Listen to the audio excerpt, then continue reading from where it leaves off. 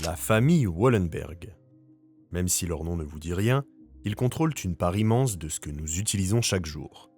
Des avions Saab au téléphone Ericsson, en passant par AstraZeneca, ABB, Atlas Copco et Electrolux, tout cela, d'une manière ou d'une autre, appartient à leur sphère d'influence. Toutes ces entreprises viennent de Suède, mais possèdent un rayonnement international qui assoit le pouvoir de la famille sur l'ensemble de l'Europe. En Suède, on dit qu'ils possèdent tout sauf le soleil. Une exagération à peine ironique pour décrire une dynastie dont le pouvoir économique dépasse celui de certains États. Leur empire pèse plus de 275 milliards de dollars. Leurs entreprises emploient plus d'1 million de personnes, soit près de la moitié de la main-d'œuvre industrielle du pays. Ils siègent à toutes les tables du pouvoir, de la Maison-Blanche au Forum économique mondial. Et pourtant, vous n'avez probablement jamais vu leur visage. Aucun d'entre eux ne figure sur la liste Forbes. Aucun n'accorde d'interview, ne s'affiche dans les médias ou ne revendique sa fortune. Leur silence n'est pas une coïncidence. Pour durer, il faut éviter la lumière. Et les Wallenberg ont fait du secret leur meilleure armure. Mais pour comprendre comment cette famille a pu façonner la Suède moderne et exercer une influence tentaculaire sur l'Europe, il faut remonter presque 2 siècles en arrière à un homme qui a tout déclenché. En 1837, alors que les États-Unis traversent une grave crise financière, un jeune officier suédois observe le chaos avec attention. Il s'appelle André Oskar Wallenberg et il ne se doute pas encore qu'il est en train d'assister à la naissance de sa vocation. À cette époque, il n'est pas banquier mais marin. Issu d'une famille de pasteurs et de commerçants, il a choisi la mer plutôt que le clergé. Un choix d'indépendance dans une Suède encore prise par la tradition et la hiérarchie. Pendant des années, il sillonne les mers du Nord, puis l'Atlantique. Il découvre le monde, les ports, les marchés, les grandes cités industrielles. Et plus il voyage, plus il se rend compte d'une chose, la Suède est en retard, très en retard. Là où l'Angleterre et les États-Unis se transforment en puissance moderne, la Suède reste figée dans un système féodal. Les banques appartiennent à l'État ou à quelques familles restées dans leurs privilèges. Elles ne prêtent pas, elles ne prennent aucun risque. Elles gardent l'argent sous clé, comme un trésor inutile. Alors quand Wallenberg arrive en Amérique, tout change. Il y découvre le capitalisme sauvage. Des hommes ordinaires montent des entreprises du jour au lendemain. Il observe les banques américaines, à la fois audacieuses et imprudentes, qui prêtent à tout va, alimentent la spéculation avant de s'effondrer dans la panique. Le jeune officier comprend 2 choses. Premièrement, que la richesse repose sur la confiance, et que deuxièmement, celui qui saura l'inspirer détiendra le vrai pouvoir. Une banque n'est pas un coffre-fort, c'est une promesse. De retour à Stockholm, il prend de plein fouet ce système bancaire figé. Les institutions suédoises sont archaïques. Elles refusent de prêter, ne rémunèrent pas les dépôts et bloquent ainsi toute industrialisation. Wallenberg décide de briser cette inertie. En 1856, il fonde la Stockholm Enskilda Bank, ou SEB. Une petite banque au départ, avec une idée radicale. Encourager les citoyens à déposer leur argent et utiliser cet argent pour financer les nouvelles industries. Ce concept sonne bien banal aujourd'hui, mais il était révolutionnaire à l'époque. Et très vite, la machine s'emballe, le pays est dynamisé, les dépôts affluent, les entreprises empruntent, les profits explosent. En l'espace de quelques années, la SEB devient la banque la plus moderne du pays. Et son fondateur, le marin rebelle, devient l'homme le plus influent de Suède. Mais cette réussite fulgurante n'est pas seulement une affaire d'argent, c'est une conquête méthodique. André Oskar Wallenberg ne veut pas juste bâtir une banque, il veut créer une dynastie. Une famille d'hommes qui sauront manier l'économie comme d'autres manient les armes. Et c'est là que commence vraiment l'histoire moderne des Wallenberg, parce qu'à partir de ce moment-là, leur ambition ne connaîtra plus de limites. Et la Suède, sans même s'en rendre compte, va devenir leur terrain de jeu. À la mort d'André Oskar Wallenberg, la Suède est méconnaissable. En 20 ans, il a modernisé son pays. Mais c'est son fils, Knut Agathon Wallenberg, qui va transformer la banque familiale en empire. Knut comprend une chose essentielle. Dans un monde où tout s'achète à crédit, celui qui prête finit toujours par gouverner. Il n'est pas un homme charismatique ni flamboyant. C'est un stratège froid, méthodique, presque mécanique. Il n'aime pas parler, mais il observe tout. Et surtout, il hérite du même goût du secret que son père. Chez les Wallenberg, on apprend vite que le silence vaut mieux qu'un discours. Sous son impulsion, la SEB ne se contente plus de financer les grandes entreprises. Elle en devient actionnaire. Les prêts accordés servent à acquérir des parts, transformant la relation de créancier en partenariat stratégique. Peu à peu, la famille met la main sur des piliers entiers de l'économie. Les chemins de fer, financés par la SEB. Les aciéries, financées par la SEB. Les compagnies d'électricité, les chantiers navals, les fabricants d'armes, financés, garantis, dirigés par les Wallenberg.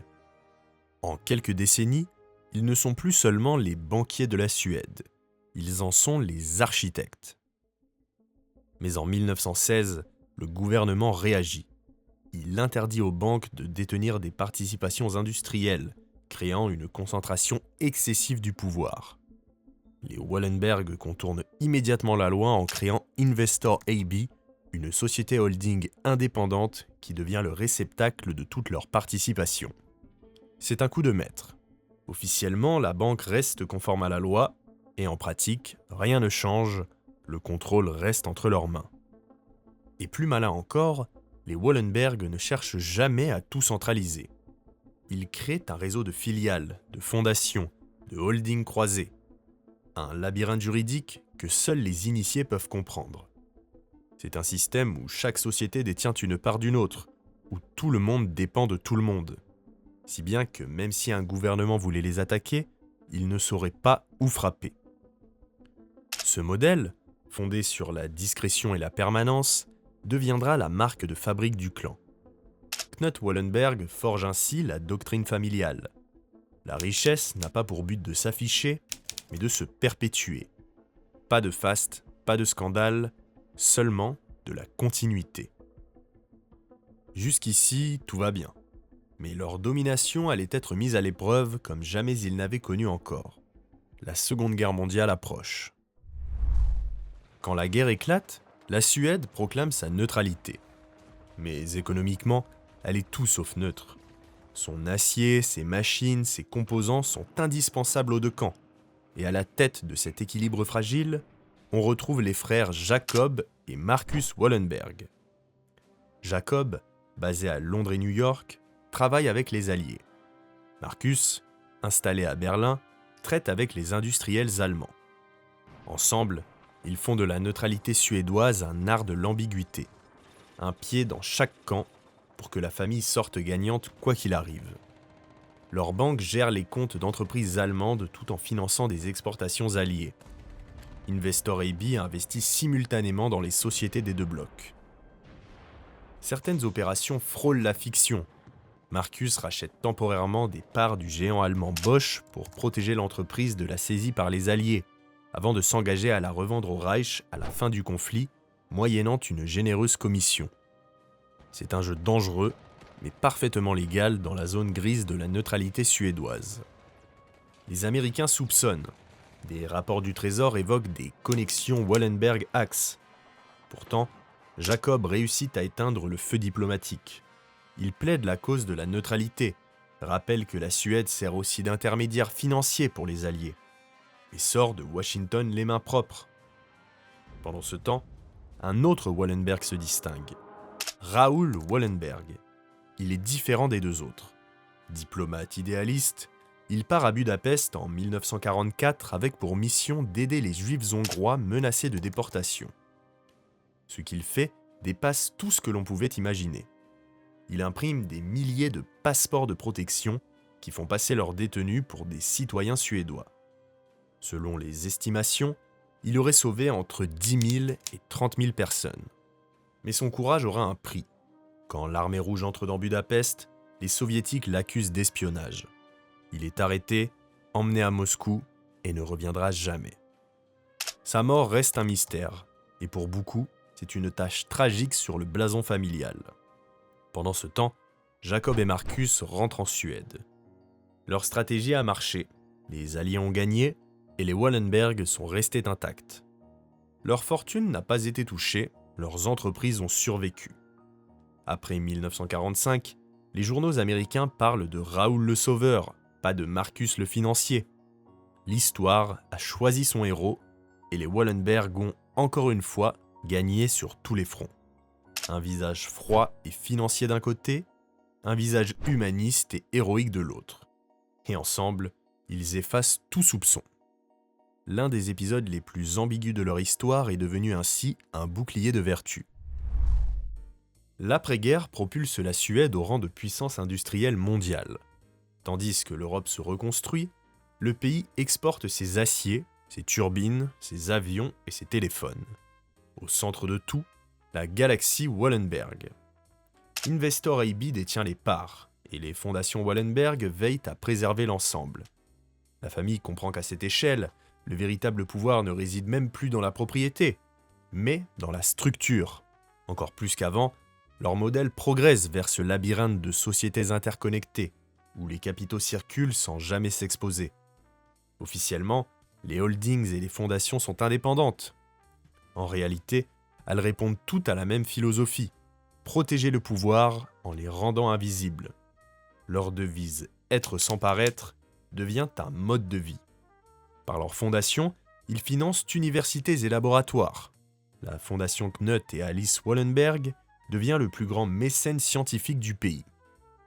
En soutenant la recherche publique, ils nourrissent aussi leurs propres entreprises. La boucle est parfaite. Un empire d'influence autant que d'argent. Dans les années 1970, une enquête parlementaire révèle que les sociétés sous contrôle direct ou indirect des Wallenberg emploient 40% de la main-d'œuvre industrielle et représentent autant de la bourse de Stockholm. Une concentration de pouvoir inédite dans une démocratie moderne. La réaction de la famille ? Le silence. Leur nom disparaît peu à peu des conseils d'administration, remplacés par des dirigeants loyaux, triés sur le volet. Ce système d'effacement volontaire donnera naissance à ce que les économistes appelleront plus tard la Wallenberg Sphère, une élite économique parallèle, gouvernée par des principes familiaux plutôt que par la politique. Et quand la mondialisation rend le monde bruyant, les Wallenberg perfectionnent l'art du silence. Pendant que les nouveaux milliardaires s'exhibent sur les plateaux télé, eux redoublent de discrétion. Et cette discrétion, loin de les affaiblir, les rend plus puissantes encore. À la fin du XXe siècle, les Wallenberg s'adaptent. L'économie devient numérique, les marchés s'internationalisent. Les crises se succèdent, mais leur empire, lui, reste intact. Leur secret tient à une idée simple. La fortune familiale n'appartient à personne. Dès lors, aucun héritier ne peut la dilapider. Chaque génération doit travailler dans l'entreprise avant de siéger à un conseil. Le capital devient ainsi inattaquable. Ni impôts, ni divorce, ni héritage ne peuvent le briser. Les crises mondiales confirment la solidité de ce modèle.